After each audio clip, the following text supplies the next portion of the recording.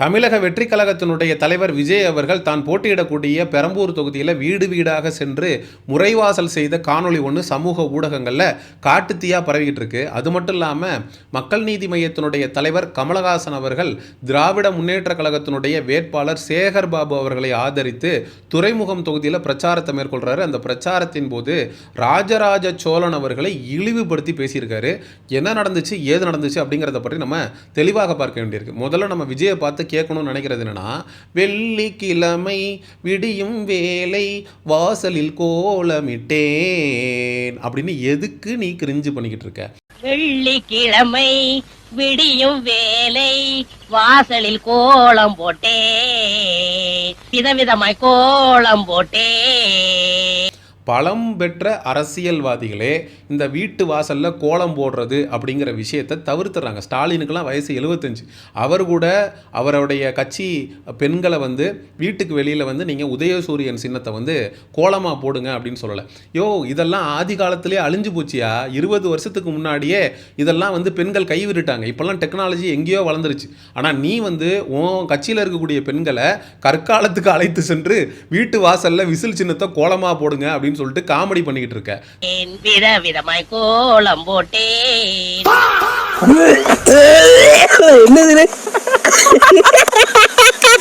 இந்த தாவேகா தற்குறிகளையும் விஜயும் பார்த்து நம்ம கேட்கணும்னு நினைக்கிறது என்னன்னா, கரூரில் விஜயை பார்க்க 41 பேர் குடும்பம் அழிஞ்சு போச்சு. 41 பேர் செத்துட்டான். அவங்கள போய் நேரில் பார்க்கறதுக்கு உனக்கு வக்கு இருந்துச்சா? நீ போனியா?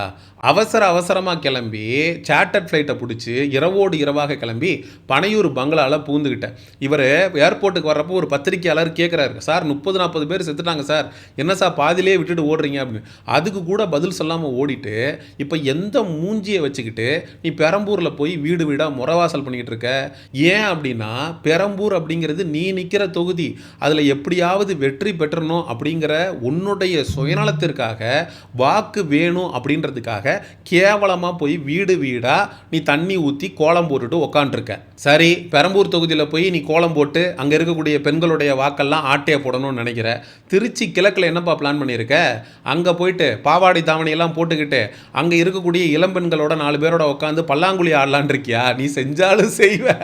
இந்த தாவேகா தற்குறிகள் எல்லாம், டேய் நம்ம அண்ணா பாருடா லேடிஸ் கெட்டப்பில் ரொம்ப அழகாக இருக்கார்ல, நம்ம அண்ணா இதுக்கு முன்னாடி நடித்த சிம்ரன் படத்தில் ஒன்றில் அப்படியே லேடி கெட்டப்பில் முடியெல்லாம் தூக்கி பின்னாடி போட்டு செம்மையாக நடந்து வருவார்ரா, சூப்பராக இருப்பார்ரா, அவருக்கு லேடிஸ் கெட்டப்பு ரொம்ப அழகாக இருக்கும்டா அப்படின்னு இவங்க பேசினாலும் ஆச்சரியப்படுறதுக்கு இல்லை. ஏன்னா இந்த தாவேகா தற்குறிகள் விஜய் சாதாரணமாக பண்ணுற விஷயத்தையே மிகப்பெரிய அளவில் மிகைப்படுத்தி பேசிக்கிட்டு இருக்காங்க.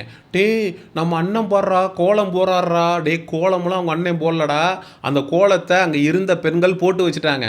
உங்கள் அண்ணன் அந்த கோலத்துக்கு கலர் கொடுத்துட்டு இருந்தாரு. கலர் கோல பொடியை எடுத்து போட்ட கோலத்தில் அப்படியே தூவி விடுறது மிகப்பெரிய சாதனை நினச்சிட்டு இருக்காங்க. அது மட்டும் இல்லாமல் விஜய் அவர்கள் விபூதி பூசி இருக்கிறதெல்லாம் சமூக ஊடகங்களில் மிகப்பெரிய அளவில் ட்ரெண்ட் பண்ணிட்டு இருக்காங்க. டேய் விபூதி தானடா பூசியிருக்காரு, குல்லா போட்டது விபூதி பூசினது, விபூதி அவர் பூசிக்கல, உங்கள் எல்லாருக்கும் நான் விபூதி அடிக்க போகிறேன் அப்படிங்கிறத உங்கள் நொன்னை மறைமுகமாக சொல்கிறாரா தாவேகா தற்குறிகளா? கரூரில் 41 பேர் செத்துட்டான். இந்திய வரலாற்றிலேயே முதல் முறையாக பாதிக்கப்பட்டவன் இளவு வீட்டில் இருந்து பஸ்ஸை பிடிச்சி கிளம்பி சென்னை வரைக்கும் போய் ஆறுதல் வாங்கிட்டு வர்ற காட்சிகளை எங்கேயாவது பார்த்துறீங்களா?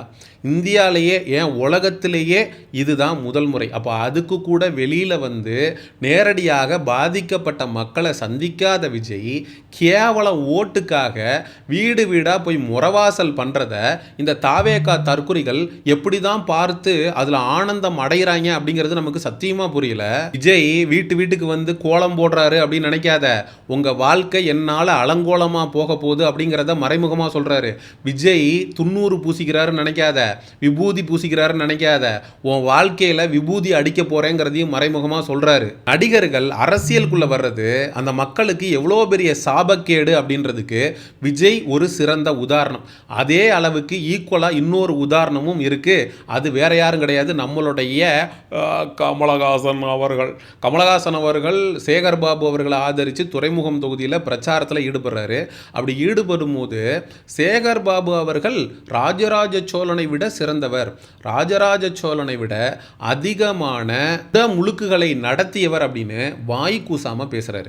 கமலஹாசன் அவர்களே, நீங்கள் இப்படி பேசுறதற்கான காரணம் எங்களுக்கு தெரியாமல் இருக்குமா?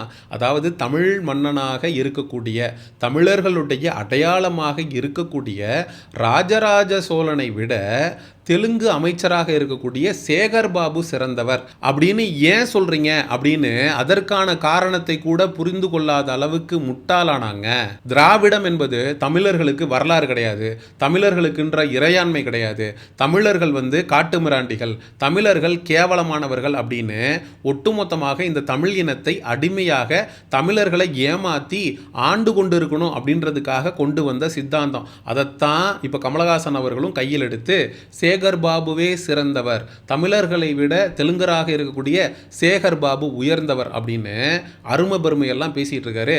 கமலஹாசன் அவர்களே, நீங்க இந்த 2026 சட்டமன்ற தேர்தலில் ஒரு சீட்டு கூட வாங்காம நீங்க பிரச்சாரம் பண்ணும் போதே இந்த கூவுறீங்கன்னா, இப்படி திமுகவுக்கு ஜால்ரா அடுக்கிறீங்கன்னா, ஒருவேளை திமுக உங்களுக்கு ஒரு சீட்டை பிச்சை போட்டிருந்துச்சுன்னா அந்த ஒரு சீட்டை வாங்கி ஸ்நேகன்ட்ட நீங்கள் கொடுத்துருந்தீங்கன்னா நீங்கள் எந்த அளவுக்கு திமுகவுக்கு ஆமாசாமி போடுவீங்க, எந்த அளவுக்கு சின்சாக் தட்டுவீங்க அப்படின்னு எங்களால் கற்பனை கூட பண்ணி பார்க்க முடியல.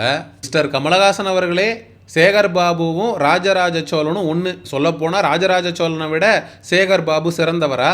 குடமுழுக்குகளை அதிகமாக பண்ணவரா? நான் கேட்குறேன், இதே ராஜராஜ சோழன் அவர்கள் தான் கட்டிய பெருவுடையார் கோயிலை கட்டுவதற்கு காரணமாக இருந்த நபர்களுக்கு தன்னுடைய பட்டப்பேரை பின்னால் கூட சேர்க்கல, ராஜராஜ பெரும்பறையர், ராஜராஜ தச்சர் அப்படின்னு சொல்லி அந்த கோயில் கட்டுவதற்கு பாடுபட்ட நபர்களுக்கு தன்னுடைய பட்டப்பேரை அடைமொழியாக கூடே கொடுத்து அழகு பார்த்தது மட்டும் இல்லாமல் அதை கல்வெட்டுலையும் பதிக்க சொன்னவர் ராஜராஜ சோழன். அப்படிப்பட்ட ஒரு மேம்பட்ட மனிதனை கொஞ்சம் கூட மனசாட்சியே இல்லாமல் சேகர் பாபுவோடு ஒப்பிட்டு பேசுவதற்கு உங்களுக்கு எப்படி மனசு வந்துச்சு? அப்படிப்பட்ட ஒப்பற்ற மனிதனாக இருக்கக்கூடிய ராஜராஜ சோழனை சேகர் பாபுவோடு ஒப்பிட்டு பேசியது மட்டும் இல்லாமல் ராஜராஜ சோழனை விட தெலுங்கு சேகர் பாபு உயர்ந்தவர் அப்படின்னு பேசின கமலஹாசன் அவர்களை நம்ம வன்மையாக கண்டிக்கிறோம். தாவேகா தலைவர் விஜய் எங்கெங்கெல்லாம் பிரச்சாரத்துக்கு போகிறாரோ அங்கெல்லாம் 2 பேருக்கு நடுவில் தான் போட்டியே. ஒன்று டிவிக்கே, இன்னொன்று டிஎம்கே அப்படின்னு சொல்கிறாரு. 2 பேருக்கு நடுவில் தான் போட்டியே. ஒன்று விஜய்க்கு, இன்னொன்று கமலஹாசனுக்கு. யார் பெரிய கோமாளி அப்படிங்கிறதுல உங்கள் 2 பேருக்கும் நடுவில் மிகப்பெரிய அளவில் போட்டி நடக்குது. இதில் மக்களாகிய நீங்கள் இந்த 2 கோமாளியில் எந்த கோமாளி சிறந்த கோமாளி அப்படிங்கிற உங்களுடைய கருத்துக்களை மறக்காமல் கமெண்ட் செக்ஷனில் சொல்லுங்கள். சமூக நிகழ்வு, அரசியல் சார்ந்த பதிவுகளுக்கு செயோனிசம் சேனலை சப்ஸ்கிரைப் பண்ணுங்கள். அடுத்த ஒரு காணொலி பதிவில் சந்திப்போம். நன்றி, வணக்கம்.